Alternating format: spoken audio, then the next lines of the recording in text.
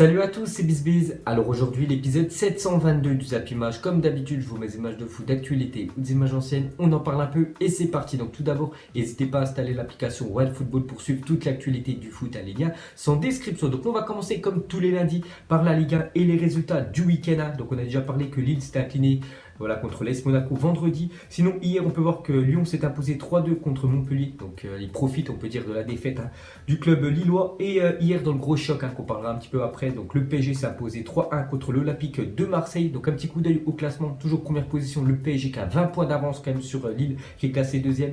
Et on peut voir que Lyon, grâce à leur victoire, ils reviennent à 4 points de Lille. Donc, c'est très serré, on peut dire, jusqu'à la fin de la saison. Ensuite, on revient sur le match entre le Paris Saint-Germain et l'Olympique de Marseille. Donc un match que j'ai regardé.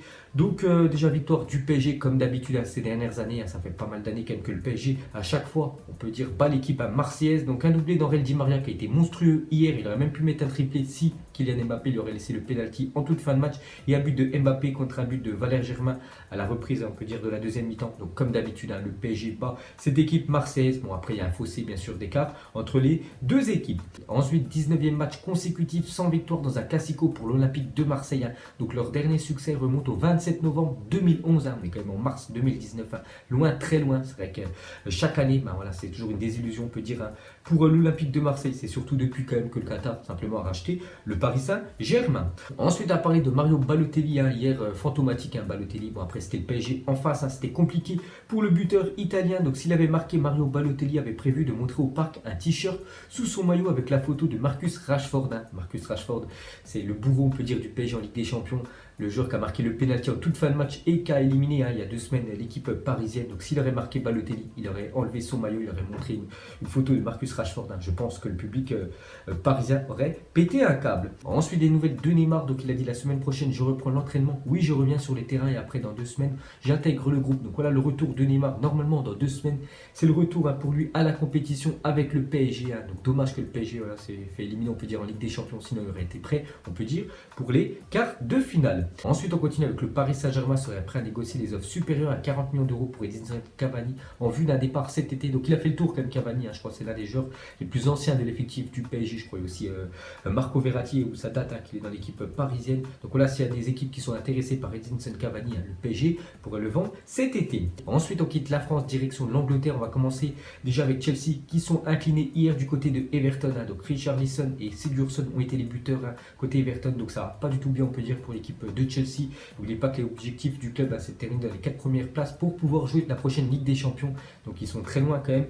Et pour eux, il va rester plus que l'Europa League, on peut dire, qui sont encore en quart de finale, l'équipe des Blues. Ensuite, on continue avec la Première Ligue. On va parler de Liverpool qui joue du côté de Fulham et victoire de Liverpool 2-1. Donc difficile, mais voilà, victoire au bout. Donc Mané et Milner sur penalty ont été les buteurs. Donc ils passent premier en attendant le match que Manchester City jouera plus tard, puisque Manchester City cette semaine a joué le quart de finale de Coupe d'Angleterre. Ensuite, officiel, le Tottenham inaugurera le 3 avril prochain son nouveau stade pour la réception de Crystal Palace. Donc on attendait que ça soit officiel. Maintenant c'est officiel, ça sera le 3 avril prochain que Tottenham jouera dans ce nouveau stade qui est tout simplement magnifique. Donc ça sera contre Crystal Palace. Bien sûr, on en reparlera d'ici là. Et pour finir avec le stade de Tottenham, donc avec plus de 60 000 places, donc White Hart Lane, donc le nouveau nom du stade, va devenir le 2e plus grand stade de Première Ligue derrière Old Trafford, le stade de Manchester United. Ensuite, regardez le tirage au sort des demi-finales de la Cup, donc c'est la Coupe d'Angleterre, donc il reste quand même une très grosse équipe, certainement qui va aller jusqu'au bout. C'est Manchester City qui jouera contre Brighton et le demi-finale c'est Watford contre Wolverhampton. Donc voilà, Manchester City a déjà gagné la Coupe de la Ligue contre Chelsea il y a quasiment un mois. Ils vont certainement remporter la Coupe, on peut dire, d'Angleterre. Et on peut voir qu'ils pourraient faire un quadruplé historique s'ils remportent la Première Ligue et la Ligue des Champions, puisqu'ils sont encore qualifiés, on peut dire, dans toutes les compétitions, le club de City. Ensuite, on quitte l'Angleterre, direction l'Espagne. On va parler du FC Barcelone qui se déplaçait du côté du Betis Séville. Et victoire sans détail du Barça, qui est vraiment impressionnant cette année. Donc 4-1, on peut voir un joueur encore qui a été énorme, Lionel Messi. 3 buts dans cette rencontre. Donc le buteur, c'est Luis Suarez. Donc voilà les gars, 4-1 pour le FC Barcelone. Donc on continue avec Lionel Messi, donc la semaine de Messi. Donc mercredi, un doublé de passes décisives contre le Lyonnais en Ligue des Champions. Et quelques jours plus tard, triplé contre le Betis Séville. Donc ça va très bien pour l'Argentin ces temps-ci. Ensuite, regardez les joueurs les plus capés de l'histoire du FC Barcelone. Donc, toujours le joueur qui a disputé le plus de matchs sous le maillot des Blaugrana, c'est Xavi avec plus de 767 matchs. Et on peut voir que Messi maintenant est deuxième ex aequo avec Iniesta, 674. Donc voilà, Messi lui reste encore pas mal de matchs pour arriver à Xavi. Mais bon, je pense que Messi va jouer encore pas mal d'années avec le club du Barça. Ensuite, on continue avec lui. Donc, Messi devient le joueur ayant gagné le plus de matchs avec le Barça. 477 victoires quand même pour Lionel Messi avec le FC Barcelone. Jamais un joueur Blaugrana avait gagné autant de matchs que Messi. Ensuite, pour continuer avec lui, regardez quand même cette saison en Liga, ses stats, parce que c'est l'une des plus belles saisons, on peut dire, de Messi. Donc, 26 matchs, 29 buts, donc plus d'un but par match et 12 passes décisives. Donc, meilleur buteur et meilleur passeur de la Liga et toute compétition confondue. Donc, on rajoute Copa del Rey et Ligue des Champions. Donc, 39 buts et 18 passes décisives. Donc, il est impliqué dans 57 buts en 37 matchs comme Lionel Messi. Donc il se dirige tout droit pour son 6e ballon d'or, le joueur argentin. Et pour finir avec lui, donc après avoir inscrit un magnifique triplé, Lionel Messi a été ovationné par les supporters du Betis Séville.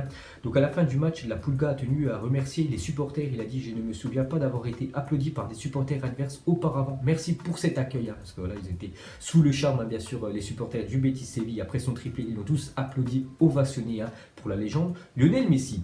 Et pour finir avec le FC Barcelone, on va parler de l'autre buteur de la soirée hier, Luis Suarez, qui devient le meilleur buteur uruguayen de la Liga avec 128 buts. Donc il dépasse Diego Forlán, ancien attaquant de l'Atlético de Madrid. Et pour finir avec Suarez, donc souffre d'une entorse à la cheville droite.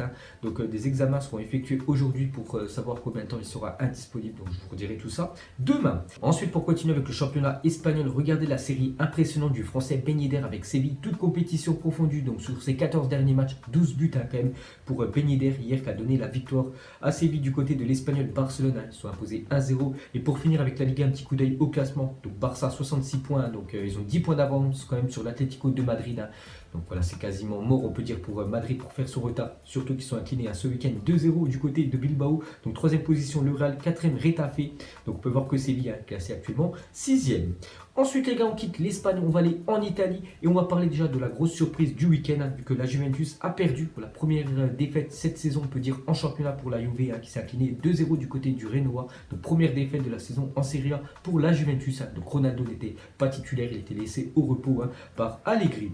Ensuite, après 28 journées de championnat, la Juventus concède sa première défaite de la saison sur la pelouse du Renoir.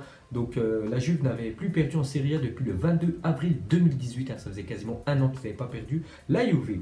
Ensuite, selon la carrière d'Elo Sport, des supporters du Renoir ont demandé le remboursement de leurs billets lorsqu'ils ont appris que Cristiano Ronaldo n'a pas été convoqué dans le groupe de la Juventus. Donc il y a plein de personnes qui sont venues voir le phénomène Cristiano Ronaldo. Donc ils ont pris des places pour voir le match Renoir-Juventus. Et donc Ronaldo n'était même pas convoqué, comme je l'ai dit, il était laissé au repos. Donc il y a des supporters qui ont demandé d'être remboursés vu qu'ils n'ont pas vu la star CR7. Ensuite, on continue avec la Serie A, on va parler du dauphin de la Juventus. Donc c'est le Napoli, eux qui ont fait un bon résultat vu qu'ils sont imposés 4-2 contre l'Udinese. Bon, Naples prend 9 points d'avance sur l'AC Milan, mais c'est encore très loin derrière la Juventus. Ensuite, on va parler du choc en Serie A ce week-end. Donc c'était le derby de Milan. Donc l'AC Milan qui joue contre l'Inter, donc dans le stade du San Siro, stade des deux équipes.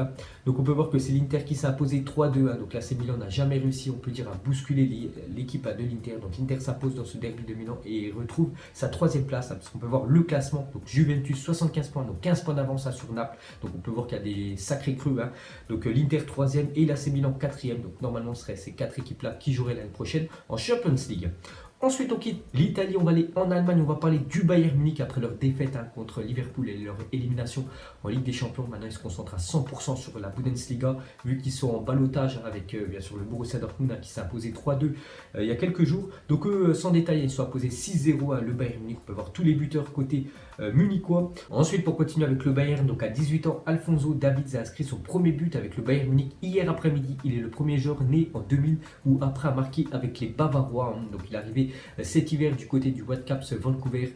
Donc voilà, premier but pour son nouveau club qui est le Bayern Munich pour le joueur canadien. Et pour finir avec le championnat allemand, donc officiel, Schalke 04 vient d'annoncer que Nabil Bentaleb allait être envoyé dans l'équipe réserve suite à des problèmes de comportement. Donc voilà, il va jouer maintenant avec l'équipe, déjà s'entraîner avec l'équipe des U23 et peut-être jouer avec l'équipe réserve, l'équipe B de Schalke 04, parce qu'il y a eu des problèmes de comportement pour le joueur qui avait inscrit un doublé contre Manchester City lors du match de Ligue des Champions.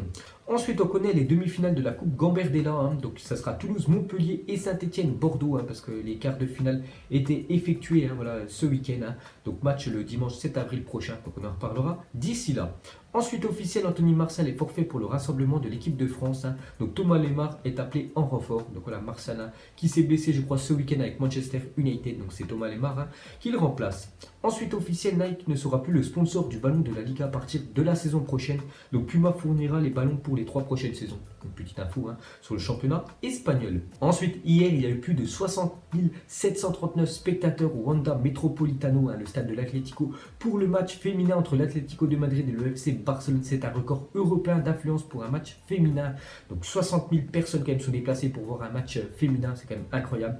Donc le résultat du match, le Barça s'est imposé 2-0 du côté de Madrid. Ensuite, à parler de l'Olympique Lyonnais qui a disputé hier après-midi à Montpellier son 400e match consécutif avec au moins un joueur formé au club dans son 11 de départ. On sait que c'est l'un des meilleurs centres de formation quand même d'Europe, voilà, l'Olympique Lyonnais. Donc ça fait plus de 400 matchs quand même d'affilée. Il y a au moins un joueur à chaque fois qui est aligné dans le 11, on peut dire, de l'Olympique Lyonnais. Donc quand même respect à Lyon. Et pour finir ce Zap Image, on va parler de Mandanda. Donc déjà on peut voir que Marseille se serait renseigné sur Edouard Mendy, le gardien de Reims, pour remplacer Mandanda, que je trouve vraiment fantomatique cette année. À chaque fois qu'il y a un tir, à chaque fois j'ai l'impression qu'il y a but. Hier il prend un carton rouge, il fait un arrêt, on peut dire, en dehors de sa surface. Il est vraiment à l'ouest cette année, Mandanda. Donc plus une question pour les supporters marseillais. Est-ce que Mandanda tout simplement doit quitter le club ou est-ce qu'il doit avoir un nouveau gardien du côté de l'OM? Donc voilà les gars, la fin de Zap Image 722. Donc si ça vous a plu, un petit like et je vous ferai l'épisode 723 demain. Donc moi je vous laisse et je vous dis à la prochaine comme d'habitude. Ciao à tous. Donc on l'a maquillé avec des mensonges.